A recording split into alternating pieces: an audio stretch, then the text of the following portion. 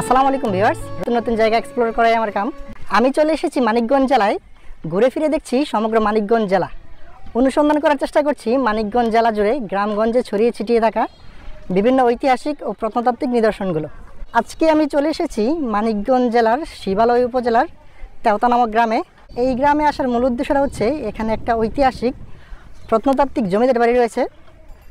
আর এই জমিদার বাড়ির একটি খুব মজাদার ইতিহাস আছে, কারণ এই জমিদার বাড়িতে বসেই আমাদের জাতীয় কবি কাজী নজরুল ইসলাম লিখেছিলেন বাংলা সাহিত্যের সবচেয়ে রোমান্টিক একটি উক্তি। এই জমিদার বাড়ির সাথে জড়িয়ে থাকা যে ইতিহাসটা আছে সেই ইতিহাসটা জানার চেষ্টা করি। তো সাথেই থাকুন, খুব মজাদার এবং এক্সাইটিং একটা এপিসোড হতে চলেছে। এই জমিদার বাড়িটি বিদ্রোহী কবি কাজী নজরুল ইসলাম ও তার প্রিয়তমা স্ত্রী প্রমীলা দেবীর স্মৃতি বিজড়িত একটি ঐতিহাসিক জমিদার বাড়ি। এই জমিদার বাড়িতে বসেই কাজী নজরুল ইসলাম প্রমীলা দেবীর রূপে মুগ্ধ হয়ে লিখেছিলেন, তুমি সুন্দর তাই চেয়ে থাকি প্রিয়, সে কি মোর অপরাধ। কাজী নজরুল ইসলাম ও প্রমীলা দেবীর প্রেমের স্মৃতির সাক্ষী এই তেওতা জমিদার বাড়ির পাশেই ছিল প্রমীলা দেবীর পিতার বাড়ি। প্রমীলা দেবীর পিতা বসন্ত সেনের ভ্রাতুষ্পুত্র বীরেন সেনের সঙ্গে কবির সখ্যতার কারণে কবি তাদের বাড়িতে অবাধ যাতায়াত করতে পারতেন।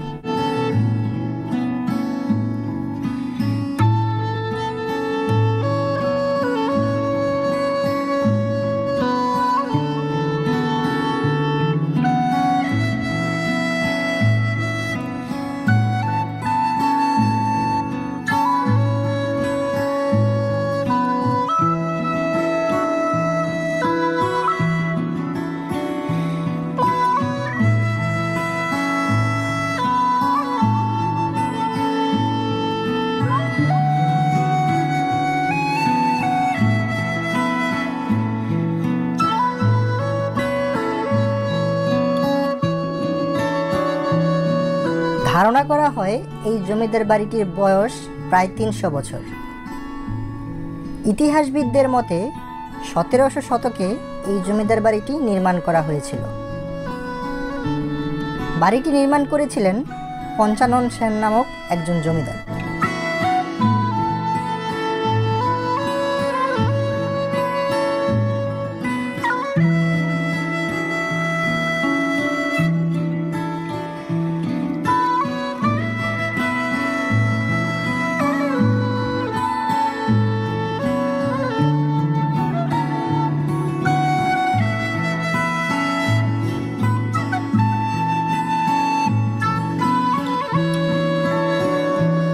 জনশ্রুতি আছে পঞ্চানন সেন এক সময়ে খুব দরিদ্র ছিলেন।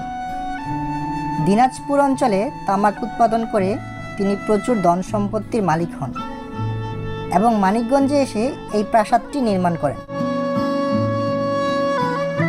তো ভিউয়ার্স, আমি এখন আছি তেওতা জমিদার বাড়ির মূল ভবনের ভিতরে। আর আপনারা দেখতে পাচ্ছেন এই জমিদার বাড়িটার বয়স প্রায় ৩০০ বছরেরও অধিক।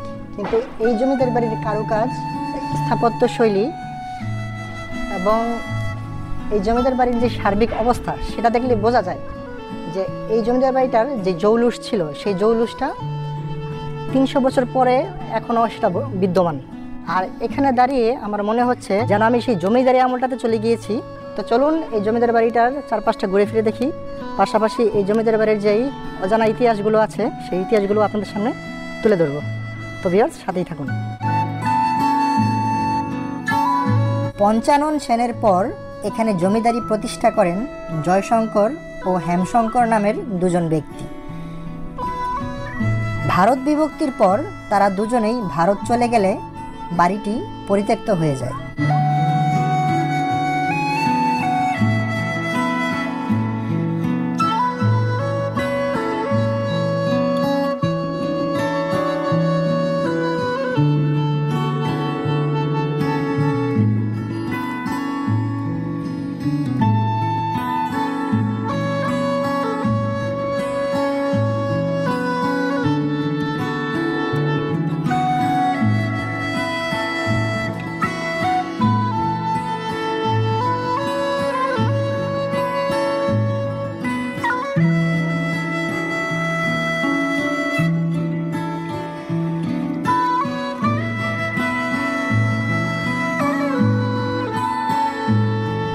জমিদার বাড়িটি মোট 7.38 একর জমি নিয়ে স্থাপিত। মূল প্রাসাদের চারপাশে রয়েছে আরও বিভিন্ন ধরনের স্থাপনা ও একটি বড় পুকুর। প্রাসাদের মূল ভবনটি লালদিঘি ভবন নামে পরিচিত।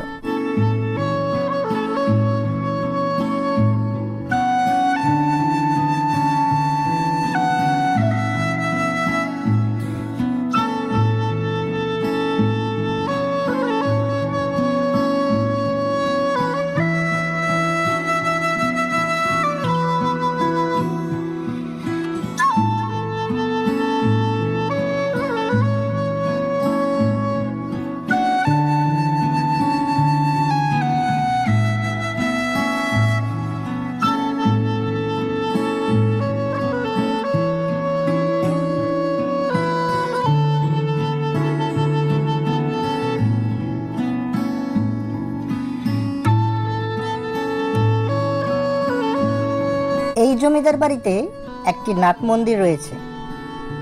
এছাড়া এখানে রয়েছে নবরত্ন মঠ ও আরও কয়েকটি মঠ। সবগুলো ভবন মিলিয়ে এখানে মোট কক্ষ 55টি।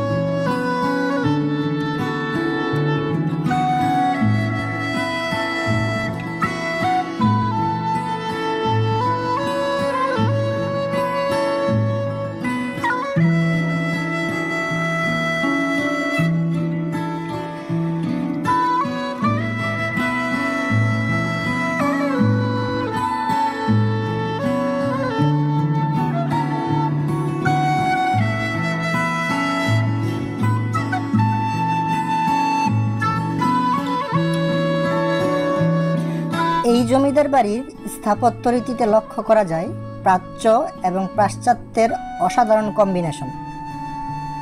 সে সময়ে বাংলার স্থাপত্য রীতি যে কতটা সমৃদ্ধ ছিল তা এই জমিদার বাড়িটা দেখলেই অনুমান করা যায়।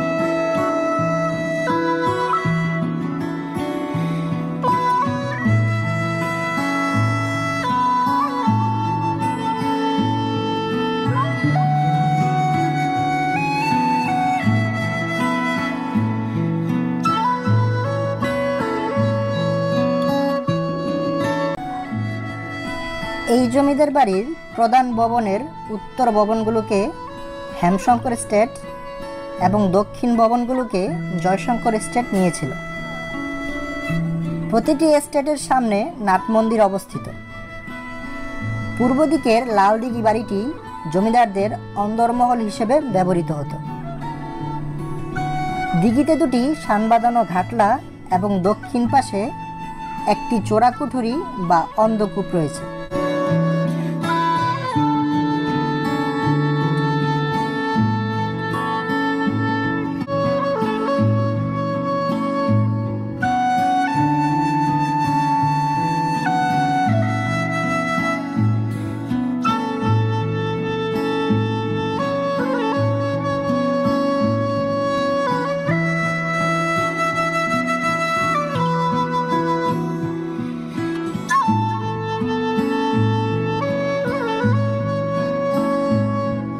তো জমিদারি আমলটা হয়তো বা নেই, কিন্তু জমিদারি আমলের যে আবহাওয়াটা, সেই আবহাওয়াটা এখনও এই জমিদার বাড়িতে বিদ্যমান। সেই জমিদারি আমলের জমিদারির বড় বড় ভবন, ঘর।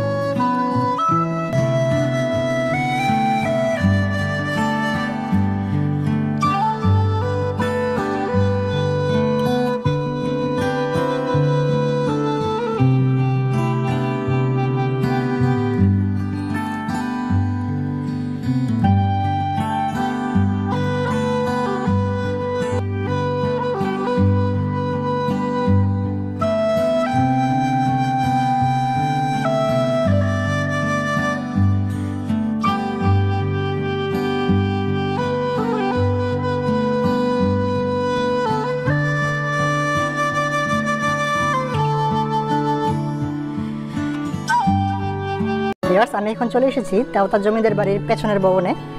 আর পেছনের ভবনটা সামনের ভবনের চেয়ে কিছুটা ছোট, এবং এখানে কারুকাজের দিক থেকে সামনের ভবনটার চেয়ে এখানকার কারুকাজটা কিছুটা কম।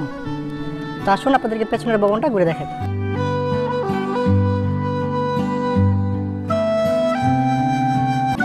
ভিউয়ার্স, আপনারা দেখতে পাচ্ছেন এখানে একটা ঘোড়া ঘাস খাচ্ছে।